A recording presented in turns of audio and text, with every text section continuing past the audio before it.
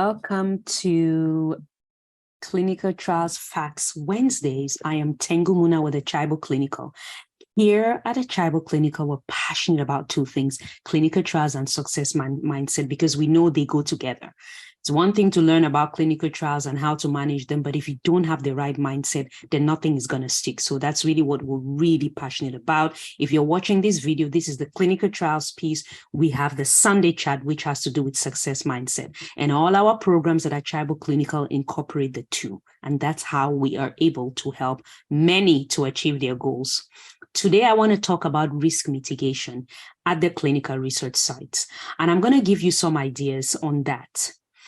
The first risk mitigation that we want to think about is in terms of our patients, because patient safety is very important in clinical trials. We want to make sure that we are following the procedures, we are keeping our patients informed of changes, we're educating our patient. And I always say a great clinical trial at the local level starts with community education, letting people know what trials are in place and how we can benefit that community. So that's the first piece. Your patient is number one. Are you following the procedures? Are you administering the investigational product properly? Are you ensuring that you're capturing safety events, right? I mean, really super important. Then, of course, your personnel. Is everybody well trained? I mean, are they aware of the procedures? And if there are changes and there are new documents, are they being trained on that? That's really important. Your facility. Again, I mentioned this in a previous video for March. Do you have the right equipment? Is your facility set up in such a way that things flow properly? Do you have a process in case an emergency arises?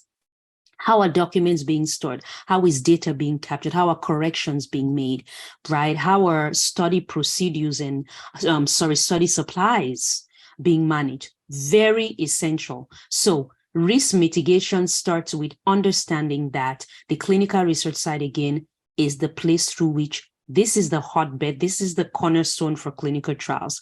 And we have to make sure that safety is in place for our patients. And when we have safety, then we also automatically have quality data, right? I'm following the protocol, I'm following the procedures, and I'm really making sure that I don't deviate. And especially as a principal investigator, I have adequate oversight at my facility where should something arise, I can easily correct it and prevent it from happening again. So those are my ideas on risk mitigation. And I think that this applies to many areas in our lives, right?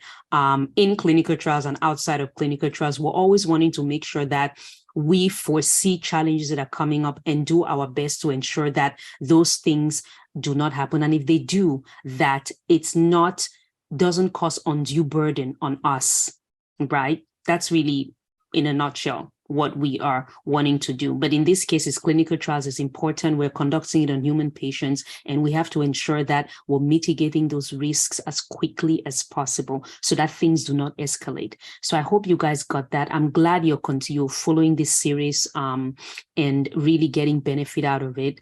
And also make sure that you're in our WhatsApp group. That's our first point of contact now with our community. Free resources on the Facebook group. That's what it's really for, so that you can learn and grow. And we also have a YouTube playlist. Make sure to join us for our free webinars. Those occur monthly. And then make sure as well to book a call with me, Tengu, or with anyone else. That way I can understand what your needs are. And then, of course, our ongoing clinical research training programs. Execution is the key. And the faster we execute, the more success that we get in life. Our programs are very unique. It's unlike anything that you've done before, because it took us years to create it. It took me years and years, because I've been in the industry for a very long time, close to 20 years now.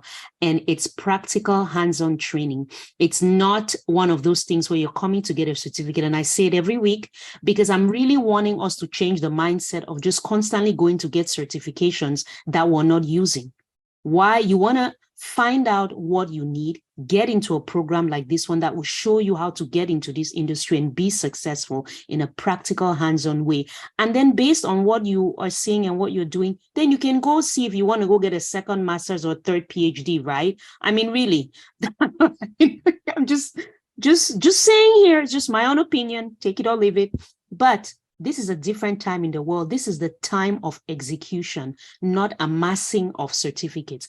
If their certificate is just the outcome, you want to focus on the journey, knowledge and application. That's really important. So on that note, be passionate, be full of integrity, and always rise to higher levels of excellence. You guys know I always end with that. It's really important because we want to stay passionate. We want to make sure that we show up. We are full of integrity. If I say I'm going to do something, people are relying on me, I'm going to do it.